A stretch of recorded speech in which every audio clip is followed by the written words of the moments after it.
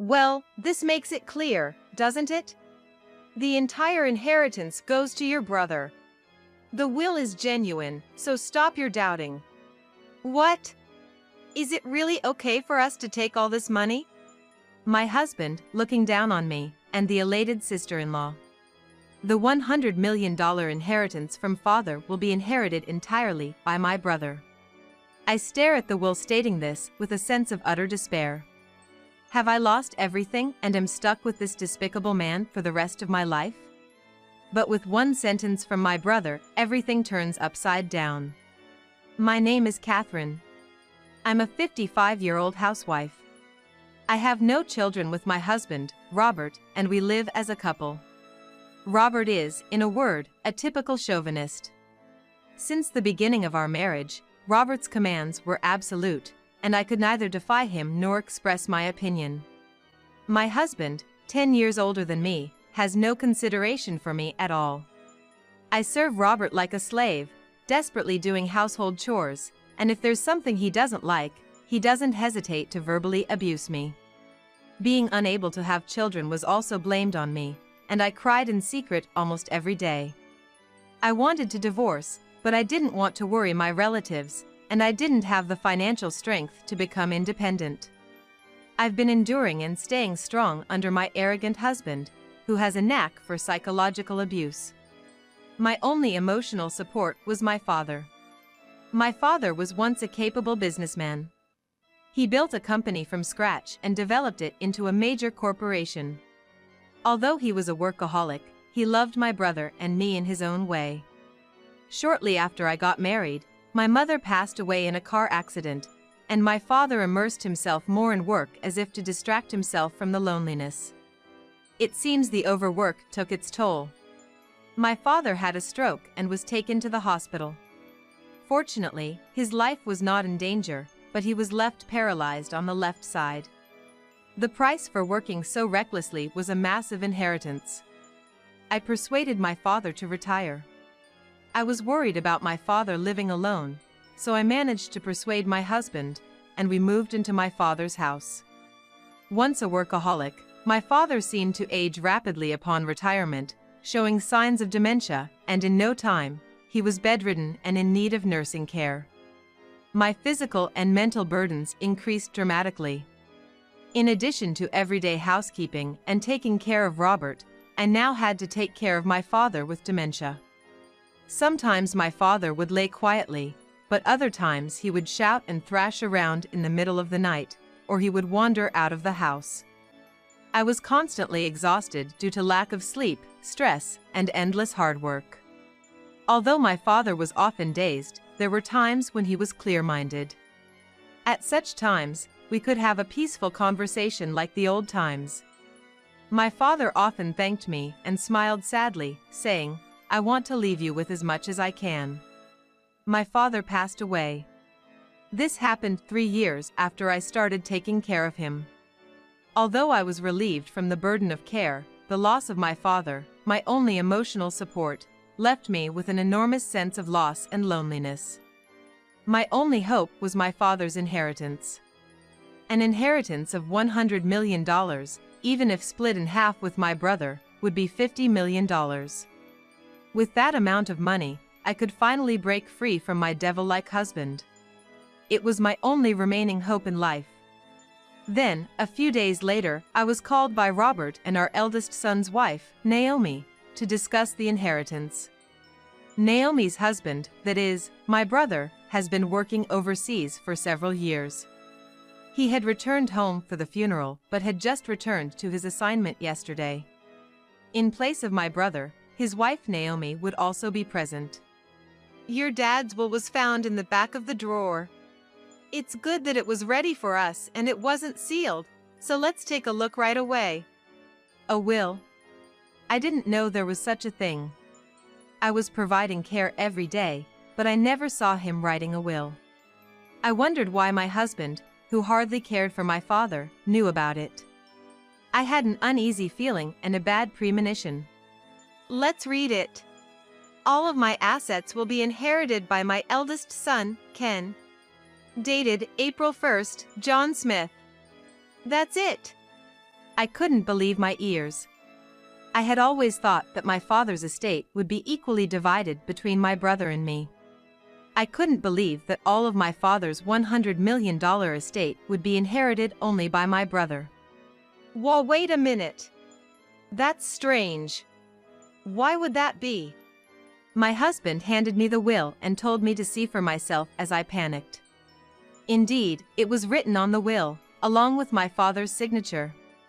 I immediately suspected that the will was forged. My father had a good relationship with both my brother and me, and he wasn't the type to favor only one of us. But would my kind and straightforward brother really hoard the inheritance all to himself? As I was deep in thought, my brother's wife burst into laughter. Wow! We get to keep all of his money? That feels kind of wrong. But if that's his wish, we have to respect it, right? I absolutely couldn't accept this. As I silently held the will, both my husband and my brother's wife glared at me. Hey, are you doubting this? If so, you can bring in a handwriting expert or something. Just because it's inconvenient for you doesn't mean you can go doubting it. You really have a bad attitude. I'll do that, I murmured, deciding to get the will appraised. However, contrary to my expectations, the results were that it was unquestionably written by the testator himself. I was disappointed at the shocking results and fell into despair, thinking about the past. I had devoted my life to taking care of my husband and my father. Living in fear of my husband's anger, being hurt by his verbal abuse, and being called a worthless woman was painful, but my last days with my father were happy. Even though I believed that my father cared for me too. It was more shocking and unbearable for me to think that my beloved father didn't care about me than not receiving the inheritance. I probably have to leave this familiar house and land, because they are part of my father's real estate inheritance. My dream of divorcing my husband is also now back to square one. When I told my husband about the appraisal result of the will at home over the weekend, he sneered at me with a self-righteous face. That settles it. All the inheritance goes to your brother. Don't go meddling in things anymore. The will was real. Always doubting, you worthless wife. He left the house after throwing those words. Speaking of which, my husband has been away from home a lot lately. He's been coming home from work very late, and he's often not home on weekends like this. I found it suspicious, but I didn't want to see my husband as much as possible, so I was actually relieved. Despite my husband's objections, I wanted to talk to my brother directly about the inheritance. My brother, who worked overseas, was always busy, but he was a kind and reliable person. I made sure in advance that my brother wasn't too busy, and then I gave him a call. After some brief greetings, my brother again apologized for leaving the care of our father entirely to me and thanked me for handling the funeral and various procedures. Don't worry about it. By the way, Robert, about Dad's inheritance. Was it always decided that you would be the sole heir? I tried to ask casually. It was unbearable to think that maybe I wasn't loved by my father, but I wanted to talk about it properly. Huh? What do you mean? All of the inheritance goes to me? My brother sounded surprised. I thought Naomi had told him, but it seems he was hearing about it for the first time. But the will was genuine, so the result wouldn't change. I told my brother about what happened. I see. The handwriting on the will is Dad's, and that was all it said, huh? Understood. I'll need some time to think. I'll get back to you.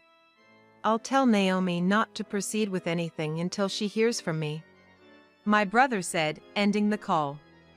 Intrigued yet patient, I waited for my brother's call. Days later, my brother contacted me.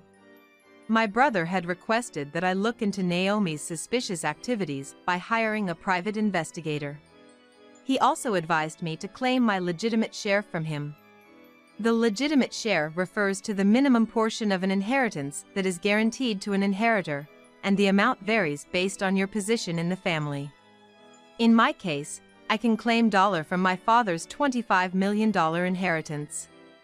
Even with his will stating, all the inheritance should go to my brother, this legal provision would still allow me to inherit the $25 million. However, this did not sit well with my husband and my brother's wife. The decision has already been made. Don't mess it up now, they protested. However, there was more to my brother's advice. I'm not asking for the $25 million. All I want is this house, filled with memories of our father, and the land. The total estate is worth $100 million, but the real estate property is only worth $10 million. I'll cede all the rest of the inheritance to my brother. Still, the two of them continued to argue, so I continued. If this continues to escalate, I have been instructed by my brother to hire a lawyer to join the discussion. If it comes to that, I'm sure I'll inherit $25 million exactly. My husband and Naomi fell silent. Eventually, it seemed the two decided it was more profitable to settle for the $10 million worth of real estate. We finally agreed on the division of the inheritance.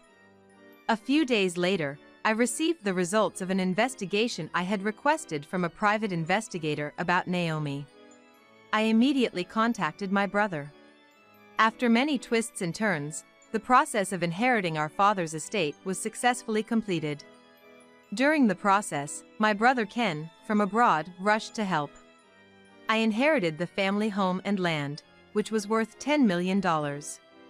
My brother inherited the rest of the estate, which amounted to $90 million. Naomi and my husband were both in a good mood, with things progressing as they had hoped. After completing the inheritance proceedings, the four of us left the law office and returned to our father's house. While having a cup of tea in the living room, my brother began to speak, placing his smartphone on the table. Well done, everyone. Now that we've successfully inherited Dad's estate, there's something I want to talk about, he said with a smile. With that, he pulled a document from his pocket and spread it out on the table. The faces of my husband and Naomi turned pale upon reading the content. "It's a will" was the title written on the document. At the end of it was my father's signature and stamp. The date was about 5 years ago. This is a will that Dad entrusted to me when he was still working. It was created with 2 witnesses at a notary office. It's a legally valid will, my brother informed us. According to him, our father had drafted it before he had a stroke. His wife had already passed away, and in the event that something happened to him, he wanted to ensure his children would be properly provided for. The content of the will indicated that 1/4 of the total estate was to be left to Ken, who already had significant wealth, and 3/4 to Catherine, housewife. My father had made clear his intention not to change this will, and had explicitly stated in the will, if there's any change to this will, the reason for the change must be stated. Any will that does not include a reason for change is considered null and void. My father was really pushing himself at work. I think he was considering all sorts of things, like what would happen if he fell gravely ill or became senile. The estate was enormous, so he prepared early to prevent any conflicts among the remaining family members. My brother said, caressing the will. The will contained an addendum, stating, "I hope that there will be no conflicts over the inheritance and that the family will continue to live happily together." It was a will filled with my father's warm wishes for his family.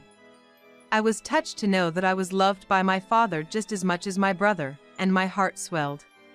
On the other hand, my husband and Naomi next to me turned pale. "So, if you're going to change this will, the reason has to be stated, or else it's all null and void. Even if it's in my dad's handwriting. Maybe he was forced to write it when he was in a delirious state due to dementia." Suddenly, my husband slammed the table. With a ferocious expression, he glared at my brother and growled, "Hey, Ken, do you have any proof? Calling me a criminal. I never said you forged the will, did I, Robert?" He then looked at his wife, Naomi, sitting next to him. Naomi remained silent. I found it strange. Naomi informed me that my father had passed away and I was in the States for the funeral. After I returned abroad, apparently the topic of inheritance came up. But even though it concerned me, I wasn't informed of anything about it, my brother mentioned. He was looking at his wife, Naomi. Naomi still said nothing. Quit your yapping. The inheritance is all settled, the $90 million is ours. It doesn't matter what you say now. What do you mean by ours? The one who inherited is me, my brother countered calmly. Shut up, my husband shouted back. The conversation was getting nowhere. I'm not sure what you mean, but the $90 million I inherited are just worthless paper, my brother said calmly. What? My husband retorted, surprised. My brother explained patiently. Our father's estate was worth $100 million. All of the assets, apart from real estate, were stocks in our father's own company. Back when my father was running the company, everything was smooth sailing and the stocks were soaring. But after he stepped down, the company continued to run in the red, and it seemed to be on the verge of bankruptcy in the 3 years before he passed away. The stocks that once had a value exceeding $90 million was now virtually worthless pieces of paper. But that can't be possible, can it? It's the truth. I inherited knowing that.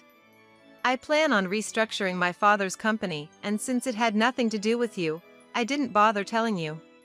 My husband seems rattled and mumbles to himself. He can't seem to come to terms with reality.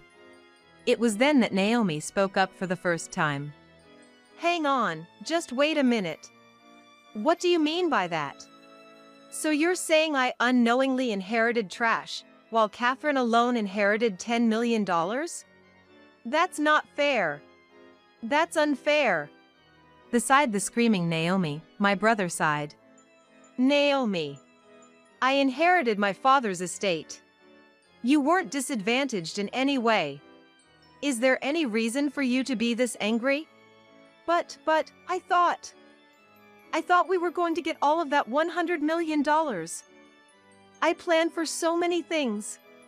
Robert, my husband, glared sharply at the flustered Naomi. So you conspired with Robert, thinking you were going to get all of my father's money. And while you were at it, you were having an affair, weren't you? Naomi and her husband fell silent as if frozen in place. Why? Naomi muttered in a raspy voice. Glancing at her, my brother continued. After our phone call, my brother started to suspect Naomi. Why didn't she talk to me about the inheritance? Why had her interactions with me been so curt lately, and why had she started ignoring my calls? I had my suspicions, and after seeing her post on social media, I was certain she was having an affair. Pretty soon, I'm going to come into a lot of money. I'll be living the life of a celebrity. I've been talking it over with my babe about how to spend it. He told me we're going to have so much fun once the money comes in. I'm so happy. I don't remember having that conversation with you, Naomi. I wonder who this babe of yours might be. No. You've got it all wrong. This isn't. Ignoring his flustered wife, my brother pulled out a large envelope. He took out several photos from the envelope and lined them up next to the will. They were pictures of Naomi and Robert going into a hotel with their arms entwined. The close relationship between the two was clear. I've been abroad, you know. I hired a private detective to investigate because I was curious about your babe.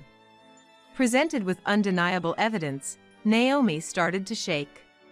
Looking at Naomi's affair partner, my husband, I saw that he was boiling red with anger, a stark contrast to the pale Naomi. Damn you, snooping around like a stalker. What the hell is all this? With your ridiculous will and these photos. What a joke. Stop! Suddenly, Naomi raised her voice. She approached my brother in a seductive voice, like a bad actress. Hey, you're wrong, it's all a misunderstanding. It's all Robert's doing. He convinced me that if I listened to him, I'd get all of your dad's inheritance. Hey, wouldn't you be happy to receive $100 million? I thought it was for your benefit. My husband, who had been easily betrayed, stared at Naomi with his mouth wide open. This picture, we were just messing around. You were always overseas, and I was lonely. You're also to blame, aren't you? Hey, forgive me. The $90 million is no good anymore, but let's take the $10 million from Catherine's real estate. Did you forge the will? Huh? Of course not. Robert did it. He said it was easy and had it written by your father. See, I'm not at fault. When the matter of the forged will was revealed, my husband flew into a rage and lunged at Naomi, but my brother quickly intervened. You bastards! You don't have any evidence. You all will regret this in hell. As he ranted and kicked a chair, my brother coolly watched and slowly took out his phone. Oh, it seems my phone was on record mode. It's been recording everything since we came home. That was a careless mistake. The husband and Naomi turned pale and fell silent.